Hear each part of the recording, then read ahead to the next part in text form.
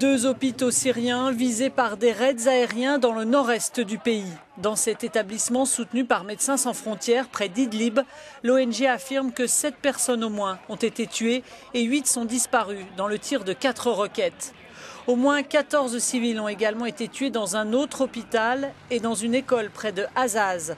L'établissement est un hôpital pour enfants où de nombreux Syriens fuyant la guerre étaient réfugiés.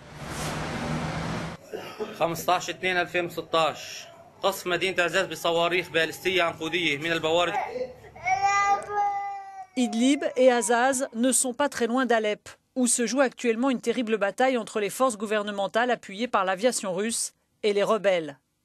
Pour ces attaques contre les hôpitaux, la Russie est montrée du doigt, notamment par le Premier ministre turc en visite en Ukraine. Ahmet Davutoglu a réagi aux déclarations du chef de la diplomatie russe. Sergueï Lavrov maintient qu'il y aura des bombardements contre les terroristes djihadistes, cessez-le-feu ou pas.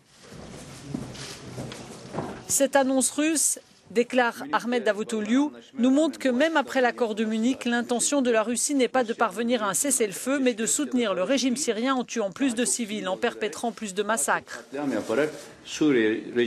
Depuis 3 jours, la Turquie bombarde des positions kurdes du YPG en Syrie. Ankara, qui combat les Kurdes sur son territoire national, menace le YPG s'il tente de s'emparer d'Azaz.